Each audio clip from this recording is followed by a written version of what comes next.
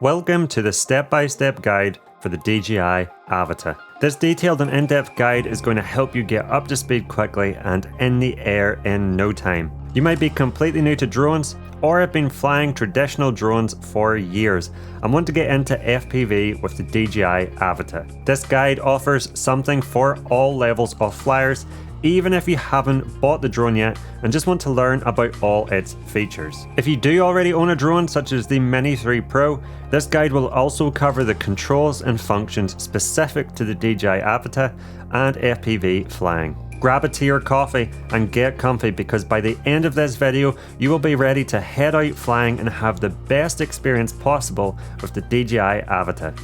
Let's jump right in.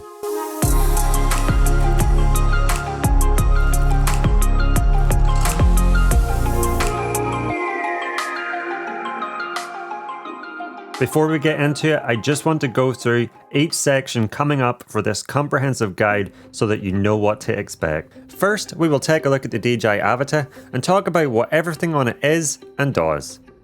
Then we will take a look at the motion controller and FPV controller for the drone and talk through what each button does and how to use it. I will also show you the changes you need to make to the FPV controller before flying manually. Next up, we will quickly talk through the DJI Goggles 2 and look at things like adjusting the screens for your eyesight. Then we will turn everything on and talk through the app and what all the icons mean and the settings you need to know. After that, we will take a look at how to set up the simulator so you can practice your flying before it's time for our first flight using both the motion controller and FPV controller, and I'll discuss what you should do the first time you go flying. Now, I just want to say a special thanks to the sponsor of this beginner's guide, which is Wirestock. Now, this guide should help you get up to speed and flying FPV quickly, and then you can go out and capture lots of epic clips. And the awesome thing is, you can sell this footage as stock and make a little bit of side income. Wirestock is a service that helps you do just that and sell your drone clips easily. Once you have your drone clips, you can cut them down to between 5 and 60 seconds. You then upload it to their service and they distribute it to all the major marketplaces. You can use easy submission and they will go through and add all the metadata for you. This is great because it means you can focus on getting great footage, edit it, upload it, and let Wirestock handle the rest. The best thing about Wirestock is that you don't need multiple accounts and all the stock agency websites. You have one account and one dashboard to track everything, and this shows you how many downloads you have had and the earnings. Another cool thing about Wirestock is you can create a beautiful portfolio and showcase your awesome drone clips and photos, and then share this with people who can see and purchase your stock directly there and then. So if you want to start selling your drone footage as stock, head to the link in the description and you can get started now.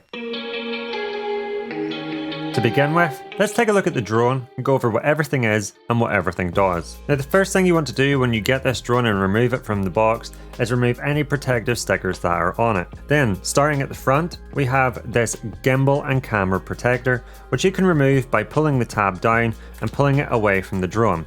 And this will reveal the single axis tilt stabilized gimbal and the 1/1.7 inch camera sensor, which is what's going to give you that awesome looking FPV footage. Now, looking at the camera, the first thing you'll notice is that none of it protrudes in front of this sturdy cage that it sits in between. And this cage, along with the prop guards, is what makes this drone much more resilient to light brushes with objects such as trees and really gentle crashes. And it's going to make this drone very, very good for beginners. Now, behind the camera, we have the battery. To remove the battery, you press the two orange tabs together and simply give it a pull. To put the battery back in, you simply press the battery into the back of the drone until you hear a click, and then there's a connector on the bottom of the battery, and you want to press this connector into the connection port which sits beneath the battery on the drone. Now, once that's connected, you have this button on the back of the battery. By pressing this once, you'll see an indication of how much power is in the battery using these 4 green lights. And if you want to turn the drone on, simply press the button again by giving it a short press followed by a long press. Hold it until all the 4 lights go green.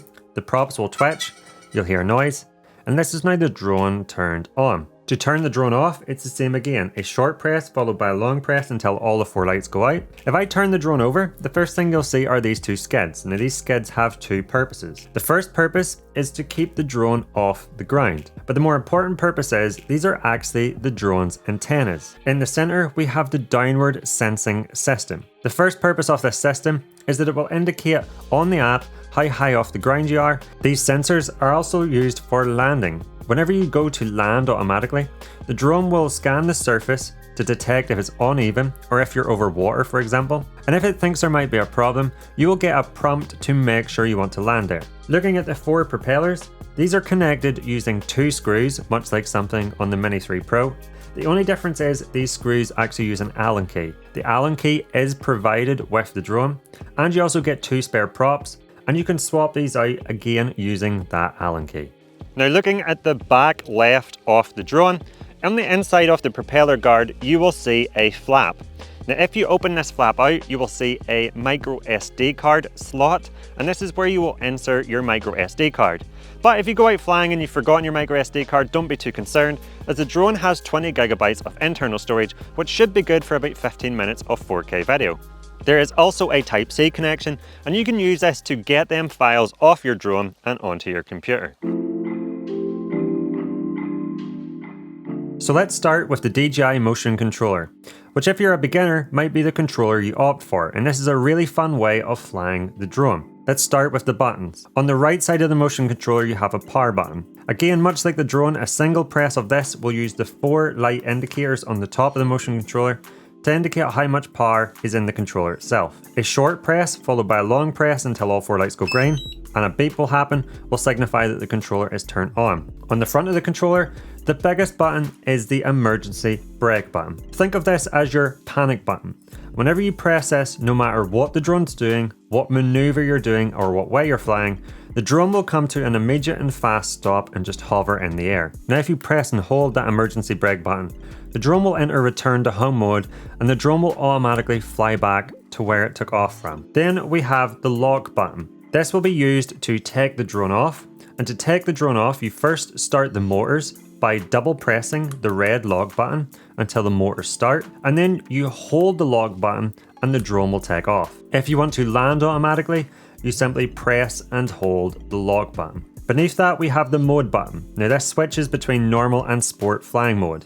It's worth mentioning that you cannot fly manual mode on the DJI Avata currently using this controller. On the left side we have a tilt button, and this tilt button, by pressing it up, will tilt the gimbal up, and by pulling it down, will tilt the gimbal down. Then beneath that we have a record button, and depending on what mode you're in, this will either start or stop recording videos, or it will take photos. Now on the bottom of the controller, underneath the wrist strap, is this flap. By removing this flap, we'll expose a USB-C port, and this is what you use to charge the controller. So how do you use this motion controller for flying the drone? Well, on the screen in your goggles, whenever you've connected the motion controller, you will see a white circle appear. And this white circle will reference the movements you're making on this controller to show you the direction the drone is going to go flying. By rolling the controller left or right, you will rotate the drone left or right, and by tilting the controller upwards or downwards, you will make the drone fly upwards and downwards. To make the drone fly forwards, you need to pull the accelerator. Now the accelerator is sensitive, so the more you pull it, the faster the drone will go.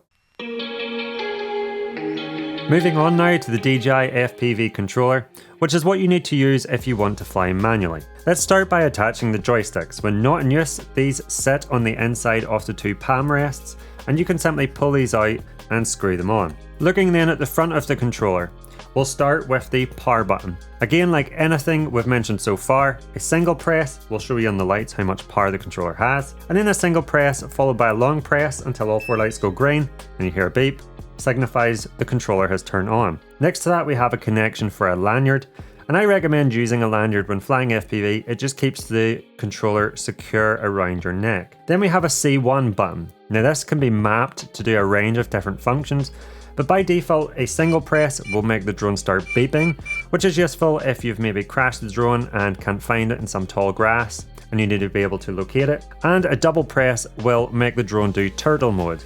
But as mentioned, you can change these functions for a single and double press off the C1 button, and I'll show you how to do that when we get to the app. Looking at the top of the controller, we have the antenna bar, which you open out by lifting it up, and this is the position you want it to be in when flying for the best transmission signal. Then we have the emergency brake button. Now the same with the motion controller, a single press of this will make the drone immediately come to a hover and self-right itself no matter what the drone is doing. If you press and hold this button, the drone will engage return to home mode and the drone will automatically fly back towards you. Beneath that we have the gimbal scroll wheel, and scrolling this left will make the gimbal point downward and scrolling it right will make the gimbal point upward. Next to the emergency brake button, we have the flight mode selector. Using this, you can change between normal, sport, and manual mode. Now by default, whenever you first start flying the drone for the first time, manual mode is actually set to sport mode.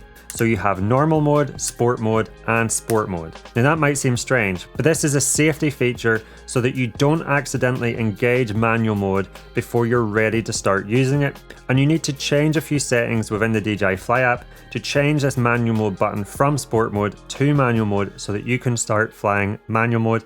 And I'll show you how to do that later in the video. On the other side, we have another custom function button that works very much like the mode selector, except this changes your gimbal. So by clicking it up, the gimbal will snap upwards. By putting it in the middle, the gimbal will automatically center. And by pressing it down, the gimbal will snap to its fully downward position. Next to that, we have the start or stop recording button, or if you're in photo mode, this button will also take a photo. Beneath that, we have the start stop button. Now this start stop button is used in manual mode. Double tapping this will start the motors and double tapping it will stop the motors. So when you're ready to take off in manual mode, you can double tap this to start the motors, go flying, and then whenever you bring the drone down and have landed, double tapping this will stop the motors. On the bottom of the controller, you have a USB-C port, and this is what you will use to charge the controller. Then on the back of the controller, we have these two flaps, and underneath the flaps you will see two screws to adjust the joysticks. The reason why we need to do that is because when flying manually, it is our throttle, and we don't want it to center automatically because we don't want the throttle to be on 50% all of the time. Now these two screws adjust the centering capability of the joystick and the resistance. Now by default, when you let go of the stick, it will center automatically. So that's the first thing we need to change. So with the Allen key provided, you want to turn the F2 screw all the way in until it's tight. Once you have done this, you will have noticed that the joystick no longer centers automatically. We're only halfway there though, because what you'll notice is if you move the joystick up to the top, it will drop right back down to the bottom. And we don't want that. We want there to be a little bit of resistance so that the joystick stays in the position we put it. So to do this, we use the F1 screw. The best method I find for doing this is you want to tighten that screw a couple of turns, move the joystick. If it still drops back down to the bottom, tighten it a few more turns, and keep doing this until you get to the point where you can put your joystick into a position and it will stay there. Once you have done that, you want to close the flap down in the back of the controller, and now the controller is ready to fly manually. So now I just briefly want to go over what the sticks do when you move them in the normal and sport mode and then in the manual mode. Now if you've flown standard drones before, this will be very similar to you. The only difference is whenever you turn left or right using an FPV drone, the drone will actually roll left or right. The horizon will not stay level. So if you have your controller set to stick mode 2, which is the default stick mode, and you're in normal or sport mode, whenever you move the left stick up, the drone will rise up. And whenever you move the left stick down, the drone will lower. Whenever you move the left stick left, the drone will rotate left. And whenever you move the left stick right, the drone will rotate right. So you can turn on the spot and you can rise up and down on the spot. The right stick, whenever you press it forward, the drone will fly forward. And whenever you pull it back, the drone will fly back. Whenever you move the right stick left, the drone will fly left. And whenever you move the right stick right, the drone will fly right. Whenever you are in manual mode, this changes. The left stick, again if you're using stick mode 2, becomes your throttle. So when the stick is down at the bottom, you have 0% throttle. When it's in the middle, you have 50% throttle. And when it's at the top, you will have 100% throttle. You have full control over the amount of throttle you give your drone at all times. The left stick, when moved left, will rotate the drone left, and when moved right, will rotate the drone right. The right stick will roll the drone left when you move it left, and will roll the drone right when you move it right. The right stick, when you press it up, the drone will pitch forward, and when you move it back, the drone will pitch backwards. So as you can see, this is a completely different way of flying. Now don't worry if this sounds super confusing right now. I'll be showing you how to set up a simulator later in the video so you can put lots of time into practicing before you try your first manual flight. Now let's take a look at the goggles. So the first thing you want to do is attach the head strap. This is obviously what's going to be used to keep the goggles on your head when flying. Now looking at the front of the goggles, the first thing you'll see are these quite large vents. Above that you'll see the antennas, and when in use you want to simply flip them up to get the best transmission quality possible. On the left side of the goggles you'll see a speaker, which is where the sounds come from. And on the right side you'll see a gesture control pad. Now this gesture control pad is what you use to navigate around the DJI Fly App whenever the goggles are on. You can swipe left, right, up or down to move around the menus, and I'll go into more detail about them menus when we get to the Fly App. If we move to the bottom of the goggles, on the left side you'll see a power connection. The power battery for these goggles is separate. This is what this is. So this is where all the power is kept for your goggles in a separate battery. Now, on the bottom of the battery, you'll see a USB Type-C connection. You use this for charging the battery, but you also use it for connecting the battery to your goggles. DJI provide a cable, which is what this is here, and on the cable you'll see a USB Type-C connection. You simply press this into the battery, and you'll notice there's a clip which clips into a recessed area of the battery. Very, very important that you hear that click and that it's securely in place, because if that accidentally comes out when you're flying, the goggles will turn off and you'll lose vision of your drone and connection. On the other end, you have the connection that goes into the goggles, and you simply press this in until it clicks. Next to that, you have a USB Type-C connection. Now this USB Type-C connection will be used the first time you use the goggles to connect to your phone. You will use this to activate your devices, but you can also use it to do things like firmware updates. Now DJI provide an adapter. This is a USB Type-C adapter to a USB connection. And then you can use something like your iPhone charging cable to connect to this adapter, and then connect to your iPhone and use the DJI Fly App to do them updates or to activate your devices. So whenever you first turn on the goggles for the first time, you'll be asked to make 2 adjustments to the eyepieces themselves using these adjusters on the bottom of the goggles. The first thing you will need to adjust is the left-right position of each eyepiece, and you do that by simply screwing each one of these adjusters until it pops out, and then sliding it either left or right to move the eyepiece left or right. Once you've done that, you then need to focus the eyepiece for your eyesight by changing the diopter adjustment, which you can do by turning it either left or right until the screen comes into focus. Once you have this set, you simply push the toggle up and then screw it tight, and this locks your settings into position. On the other side, you'll see a micro SD card slot, and this is where you want to put a micro SD card if you want screen recordings of what your goggle sees when you're flying your drone. Above that, we have a connection for a set of headphones. Now between the 2 eyepieces, there's another button. You may not even know it's there.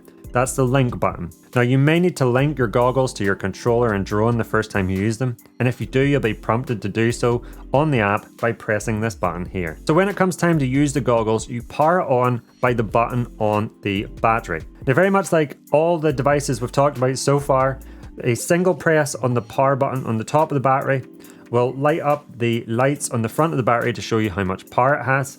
And then a single press followed by a long press until all the 4 lights light up will turn the goggles on. The goggles will make a noise, and that will be a sign that the goggles are on and you can start using them.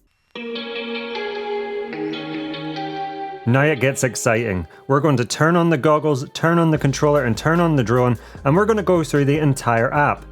I'll be explaining what all the interface icons mean, what all the settings do, and things you may need to change, for example if you want to fly in manual mode.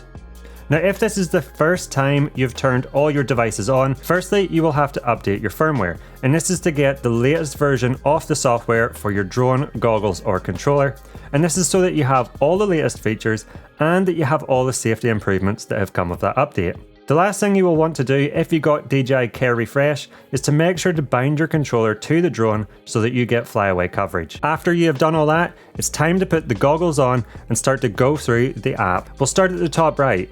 You will see 2 timers. The first timer on the top is how many minutes of recording you have left on the micro SD card inserted into your drone. If you haven't put a micro SD card into your drone, then this is how many minutes of recording you have left on the internal storage. Below that, if you have a micro SD card inserted into the goggles, you will see how many minutes of recording time you have left on that micro SD card inserted into the goggles. On the bottom left of the screen where there is the N icon, this stands for normal, and this is because you are in normal flight mode, and this is the display indicator for the flight mode you are in. Next to that, you will see some metrics about your flight.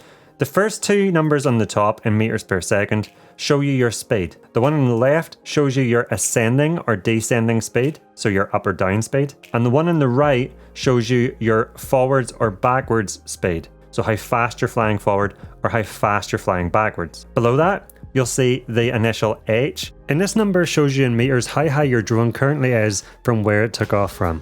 Next to that, you'll see the letter D, and this stands for distance, and this displays how far away you are from your home point in meters. Moving over to the right side of the screen, and the first icon we're going to take a look at is this number inside the battery icon. And this number is the percentage of battery you have left. Next to that, you will see a time, and this is how many minutes and seconds are left of flight time for the current battery you have in your drone. Next to that, you will see a RC and HD icon with a strength indicator for each. The one on the top with the initial RC is the signal strength between the drone and the controller, and the signal strength below that, where the initials HD are, is the signal strength between the drone and the goggles, the video feed strength. Next to that, you have a number with megabits per second, and this is how many megabits per second the video feed is streaming to your goggles. Next to that, you have a picture of a satellite with a number, and this is how many satellites your drone is connected to. Lastly, you'll see a picture of a pair of goggles and another number with a percentage, and this is the percentage of battery that is left in your goggles. Now these icons in the bottom right are currently all displaying as white, but they will change from white to orange and from orange to red as the percentage decreases or the signal strength diminishes. Now when your battery does get critically low, the drone will automatically start to return to home, and you will see a prompt appear just above these icons on the bottom right of the screen, letting you know that is happening. Now there are a few other icons that you will see when flying, and I'm just going to go through them now. On the top right of the screen, once you start recording, you will see a timer appear which will let you know how many seconds or minutes you have been recording for. If you see an H icon on your screen when you're flying, this is an augmented overlay onto your video feed to show you where your home point is. If you're using a motion controller, you will see a white circle which stays around the center of the screen, and this will show you the direction you're aiming for with the motion controller and that the drone will fly when you squeeze the trigger. If you get very close to the ground, on the bottom center of the screen, you will see a height indicator appear, and this will show you how high off the ground you are. Now, to control the menus whenever you're using the goggles, you simply swipe on the gesture pad on the right side of the goggles. So I'm first going to swipe down from the top, and this is going to reveal the goggles menu. From here you can start a recording by tapping on the record icon, and you can stop a recording by again tapping on that record icon. If you scroll right by swiping right on the gesture pad, you will hover over the screen lock icon, and when you tap, this will lock your screen. This means that no matter what gesture input you make on the gesture pad, you will not be able to access the menus, and this is to stop you accidentally changing something whenever you're flying. To unlock the screen again, press and hold with 2 fingers on the gesture pad until the lock icon turns green. The next icon along says Enhanced Display, and when you activate this, it will increase the contrast on the screen, and this could help you see in areas which are complex whenever you're flying. To turn it off, just again tap on Enhanced Display. Next to that, we have head tracking. Whenever you turn this on, as you turn your head left or right, the drone will rotate left and right to mimic the movement you're making with your head. Next to that, you can control the screen brightness. To change the screen brightness, you want to tap, and then by moving your finger left in the gesture pad, you can decrease the brightness, and by moving it right, you can increase the brightness. Whenever you're happy, tap again on the gesture pad. Next to that, you can control the volume. To get rid of the goggles menu, you want to swipe up. Now let's swipe left on the gesture pad, and this is going to reveal our settings menu. First, let's tap into status. Then I'm going to press switch. Now what you will see here is a list of aircraft in the area turned on that can connect to your goggles. You will be able to switch between them using this menu. Then your goggles will display the camera view of the drone you have selected. Now there's 2 ways you can go back a menu. First, you can swipe from right to left on the gesture pad, and this will take you back. Or if I go back into switch, there's a second way, and that is to quickly tap with 2 fingers on the gesture pad, and that will take you back. So you just use whatever method you find easiest, and I'm going to go back again. Below that we have album.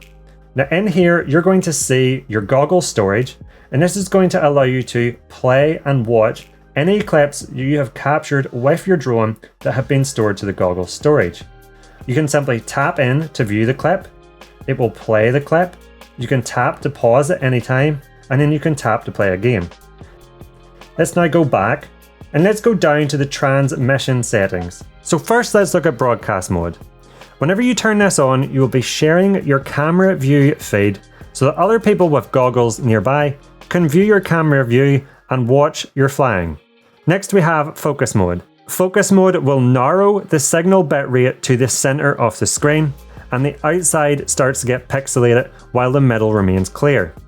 This is really helpful because if you start to lose that image transmission, it means you'll still be able to see the center of the screen clearly and get yourself out of any tricky situation you're in.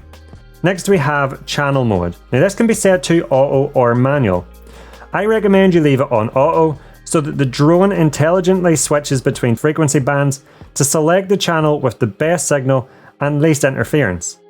But you can change this to manual, and if I change it to manual now, if I scroll down to the bottom, you will see the channels that you can select and their respective signal strength. The number of channels available varies according to the bandwidth. So if, for example, I go up and I change the bandwidth from 40 MHz to 10 MHz, you will see more channels become available that you can manually select to use. The last option we have, if I scroll up and go right next to pilot, you will see audience mode. When I press this, audience mode allows us to find other people broadcasting their signal. So if you're flying with friends and they're broadcasting, you can turn this on, you will see their feed available, you'll be able to select it, and then you can watch their camera view as they're flying. Okay, let's now go back and go down to settings. Let's go into safety, and we have a range of safety options here that we can change. Firstly, you have max flight altitude. Now this will be a limit that is set in place that whenever you reach this altitude, you will not be able to fly the drone higher. So for example, I have it set to 120 meters here. Once I get to 120 meters, I won't be able to fly the drone higher. Below that, we have max flight distance. And this works the same way, just for distance. So at the minute I have no limit in place, so there will be no limit to the distance I can fly.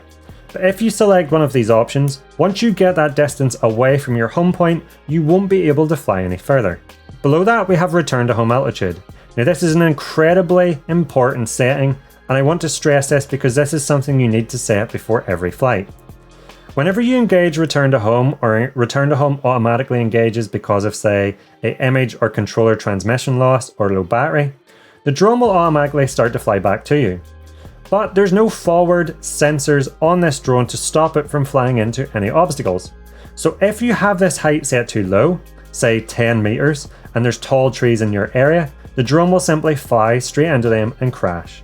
So before any flight, make sure to set the return to home altitude higher than the highest obstacles in your area so that the drone will fly up and over these whenever it returns to home. Below that, you can update your home point. Now this is very important if you're moving.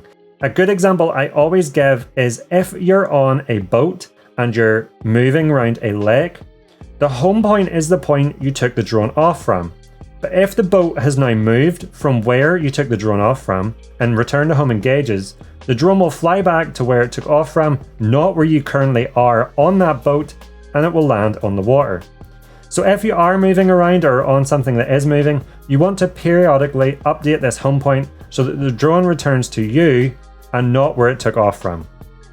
Below this, we have a range of calibration options, so we can calibrate your aircraft compass, your IMU for the drone, your goggles compass, your goggles IMU, and if these don't display as normal, you get prompted to do so, or you've travelled a huge distance from where you last calibrated these, such as going on holiday, then you want to go through the calibration process by tapping into either one of these, and you will be guided through that process. Below that, we have two incredibly handy features if you crash or lose your drone. If you are flying around and you clip some tall grass, for example, and your drone goes down and you can't find it, you can select camera view before loss, and this will display a cached 30-second preview off your flight before the drone went down, and this should help you be able to find it. If you think the drone is nearby, you can turn on ESC beeping, and this will start the drone making a beeping noise, which you should then be able to hear and go and retrieve your drone.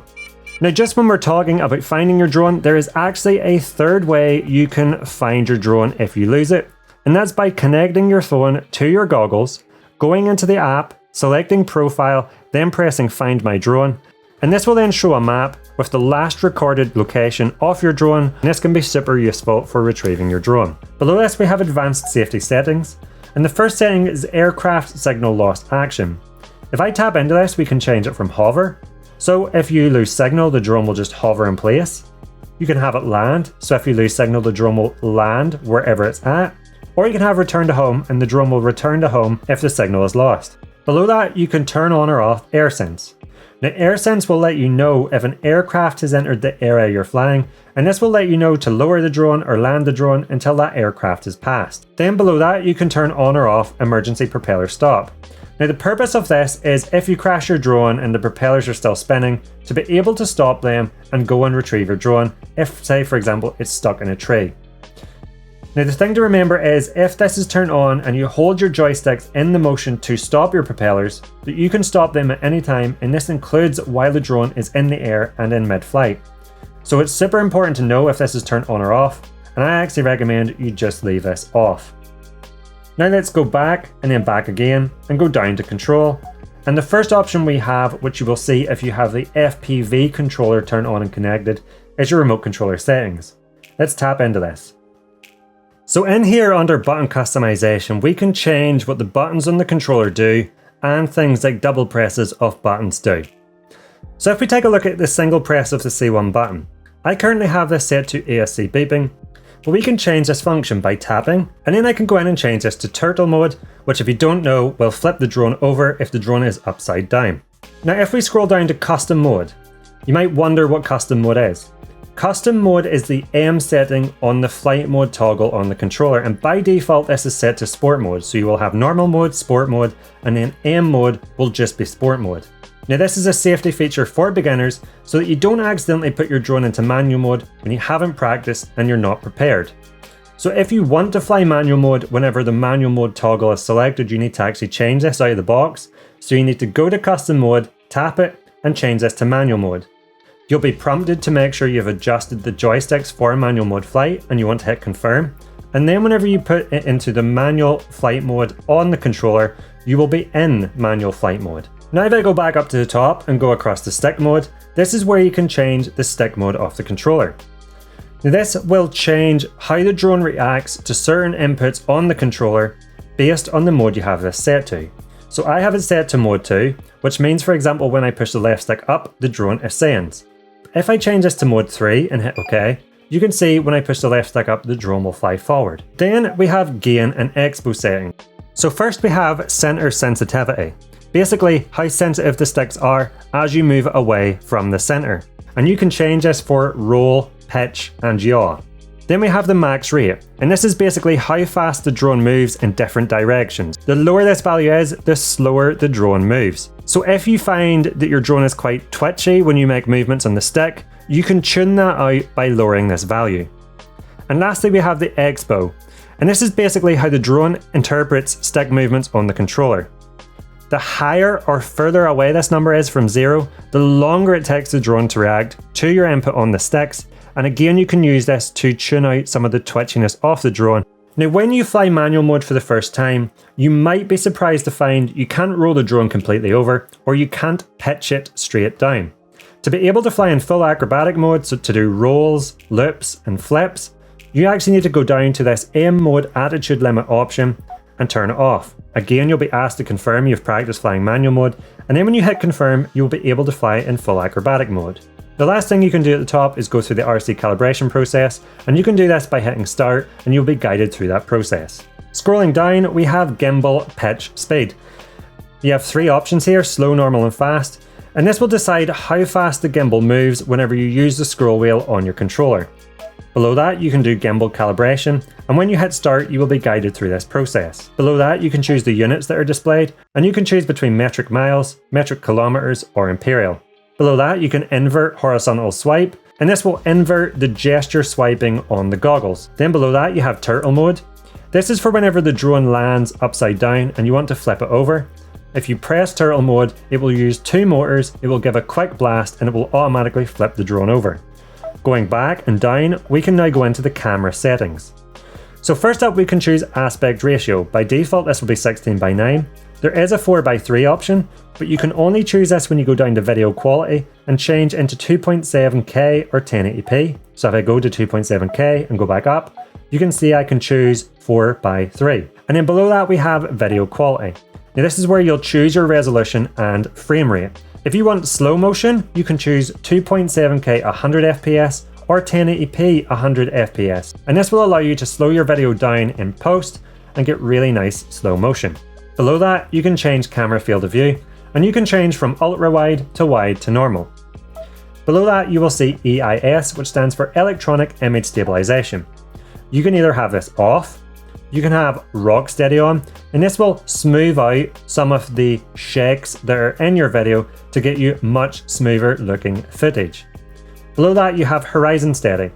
When this is enabled, no matter what rolling motion or turning motion you're making with your drone, the horizon will always be level. One thing to note is whenever this is turned on, your camera field of view must be normal, and this will change automatically as you've just seen. Below that, you can choose auto ISO limit, and this is the max ISO that the drone can use whenever your camera settings are set to auto. Below this, we have grid lines.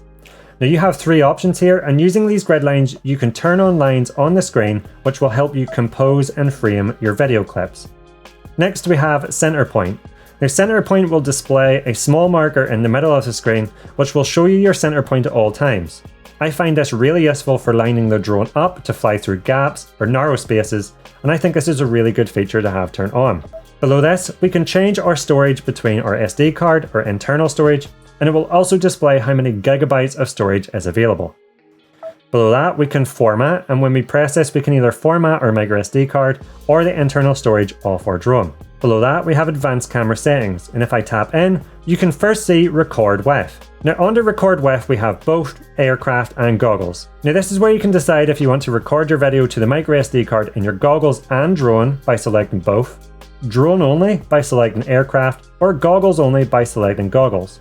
I recommend both, and having a micro SD card in both your goggles and drone, just so that you have a redundancy. Should you, for example, crash or lose your drone, you still have the footage. Next, we have camera view recording. Now when this is turned on, the drone will record the video as normal, but your goggles will actually do a screen recording of what you see through them, and this includes the entire interface. When this is turned off, the goggles will store what the camera sees and not a screen recording, so you will have a duplicate video file in your goggles and your drone. Below that, we have auto record and take off, and when this is enabled and you take off, the recording will automatically start. Then below that, we can change our color profile from normal to decine-like. Then we have anti-flicker, and you can change this from auto to 60Hz to 50Hz. I recommend just leaving this auto. And below that, we have video subtitles.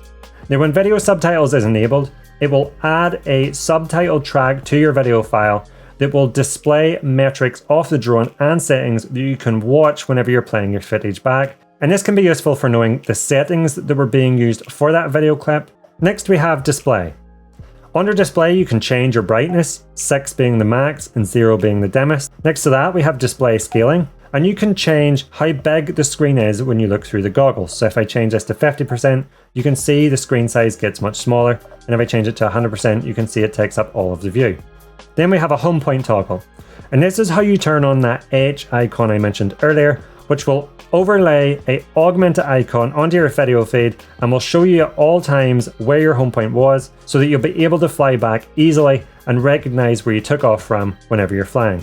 Going back, you can go into About, and this is where you'll see things like your aircraft firmware version, your goggles and controller firmware version. You'll also see your serial numbers. You can see how many cycles your battery has had. You can change the language of your goggles, and you can reset the entire settings of your goggles. If I go back from this menu, there's one last menu we need to take a look at. If you swipe up on your gesture pad, you will get your camera settings menu. Now the first icon you will be hovered over is how you change between video and photo mode. Next to that, you can change between auto and manual video settings. So when you're in auto, the drone will automatically set the ISO, shutter and white balance for the best looking image it thinks is possible. Now when you're in auto mode, you can scroll over to EV, and this is how you change how bright or dark you want the drone to make the image. So when it's 0, it will have a balanced exposure. But you can scroll left and select a lower value, for example -1, and this will make the drone automatically expose the image darker. If I scroll up and choose a positive number, so +1, you will see the drone automatically exposes the image brighter. Now you can manually control the ISO, shutter and white balance by going over to the mode and selecting manual. And you can see now that when you scroll across, you can change the ISO, you can change the shutter speed, and you can go across and change the white balance from say 5500K to 6000K. Now when you're in manual mode, the EV number will give you an indicator to how well your image is exposed. So if I make the image too dark here, for example, you can see that the EV number becomes negative, and this is an indication that your image is underexposed. If I make the image too bright, you can see the EV number is positive, and this is an indication that your image is overexposed. You want the EV indicator to be as close to 0 as possible, and so you want to play about with your manual values until you achieve that. Now you can keep scrolling right on this menu and get quick access to camera settings such as aspect ratio, video quality, camera field of view, auto ISO limit, electronic image stabilization, and color profile, and you can change that from this menu here. So before we go for our first flight, I recommend that you practice flying virtually on the simulator, especially if you want to fly your drone manually. So let me explain how you set that up. The DJI Virtual Fly App can be played through your goggles using the motion controller or FPV controller and pretty accurately simulates what it's like flying the Avata in real life. To set it up, you want to download the DJI Virtual Fly App on your phone. Then you want to turn on your goggles and controller and plug your phone into your goggles using the Type-C connection. Once you open the DJI Virtual Fly App on your phone, it will start displaying through the screen on the goggles. You will then get an option to do a tutorial, and this will help you learn the controls and also your way around the Virtual Fly App.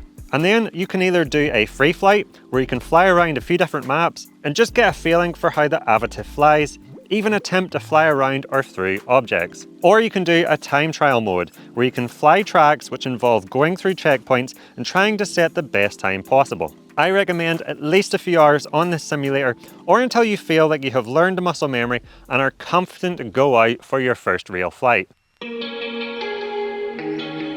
This is the moment we have been building to, our first flight with the DJI Avata. Now, as with learning to fly any drone, I recommend for your first flight, you come to a large open area with basically no obstacles. Think something like a football field, as you want to be able to fly your drone around without the risk of hitting any obstacles as you learn how it reacts to your controller and just learn how to control it in general. Okay, let's start with the motion controller, and I'll show you first how to take the drone off and land it. So on the motion controller, you want to double tap the lock button, and this will start the propellers off the drone spinning. And then you want to press and hold the lock button and the drone will automatically take off. To land the drone, you want to press and hold the lock button and the drone will automatically land. So let's now put the drone in the air again. So double tap the lock button, hold the lock button, the drone will take off.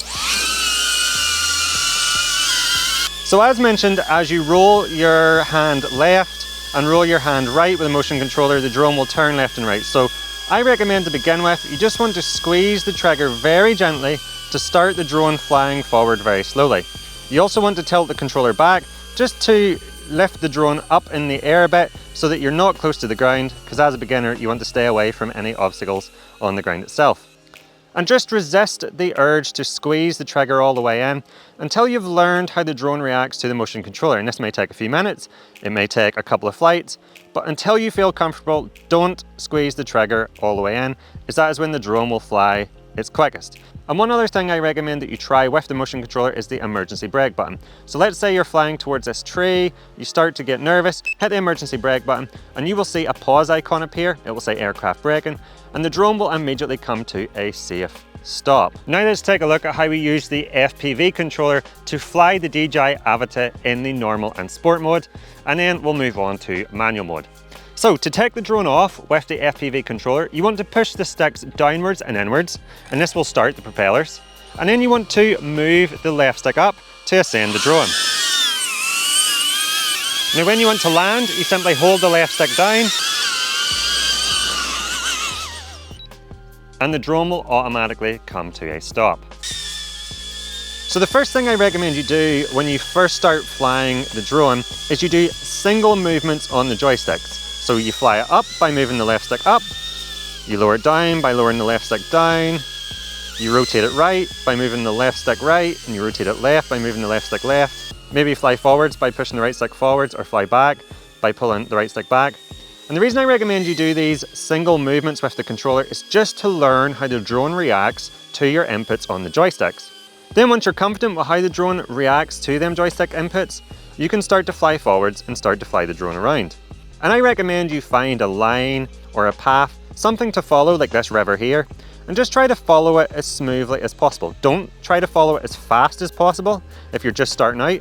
Just try to follow it nice and slowly, but try to be as smooth as possible. Again, keep the drone nice and high. You don't want it down near the ground where you might clip something like tall grass or a rock. If you stay up high, you will stay out of trouble. Now again, I recommend that for your first couple of flights, you stay in normal mode. Then once you're happy, you can flip the drone into sport mode, and you'll find this is much faster. You can apply much more aggressive joystick movements to be able to make the drone move faster. And you can start doing things like flying lower to the ground, doing more complex moves like banked turns by pushing the right stick forward and moving the left stick either left or right. And just start getting more and more confident with flying the drone in dynamic ways. Now there's two ways you can take off and land the drone when you want to fly manually. The first way is you can start and stop the motors by double tapping the start stop button on the FPV controller, and then you can use the throttle stick to lift the drone up or lower the drone back down, and once you land it, you want to stop the motors by double tapping that start stop button. But the way I recommend and the way I've been doing it is you take the drone off in normal mode, as it's much more straightforward. You put the drone high in the air, and then you switch into manual mode and do your flying. And whenever you want to come back and land, just put it back into normal mode and bring the drone down into land. You will find as a beginner, that's a much more straightforward way of doing things. Now here's a top tip. You want your gimbal to be at 0, so that when you fly in manual, the drone flies as slow as possible, which is important for your first manual flight. The more you angle that gimbal up, the more you will be leaning forward as you pitch the drone forward, and that means the faster you will fly. So if your gimbal is angled up at like 20 degrees, for example, bring it down to 0, and this will give you the slowest flying experience for your first manual flight. Then to get into manual mode, you simply want to switch the toggle on the controller to manual mode. You will be prompted to hold your sticks in a certain position for a few seconds, and then you will see that you're now flying manually. Now for your first manual flight, I recommend that you just have fun. Don't try and do anything too complex or complicated, like diving off cliffs or flying through objects or getting really close to the ground to begin with, as this will just make you tense, and when you're tense, you're more likely to make a mistake.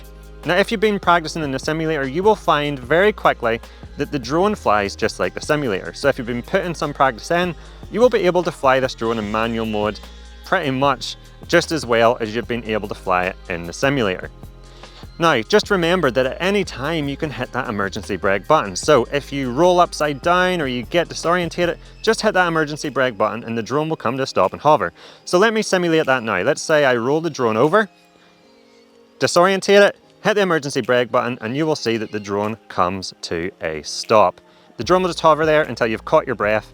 And then whenever you want to start flying manually again, you can switch it back into manual mode, and away you go. Now when it comes time to land the drone, I recommend you just flip it into either sport mode or normal mode, and then you bring the drone back to land that way. It's a much easier way as a beginner to land the drone. So there you have it. That's my complete and comprehensive beginner's guide to the DJI Avata. Hopefully now you are ready to go out and get the most from this drone and enjoy the excitement and rush of flying FPV. If you've liked this video and you've learned something new, please let me know by giving me a thumbs up and clicking that like button down below. Please remember to subscribe and turn the notification bell on so you don't miss any of my upcoming videos. Now, if you love all things drones and want to know how to get better photos and more cinematic videos with your drone, then I recommend you check out my channel where I have a ton of other content to help you level up your drone game. If you want to stick around and see a few more of them now, here's a few I personally recommend. I'll not keep you back any further. Thank you so much for watching. I'll catch you over there.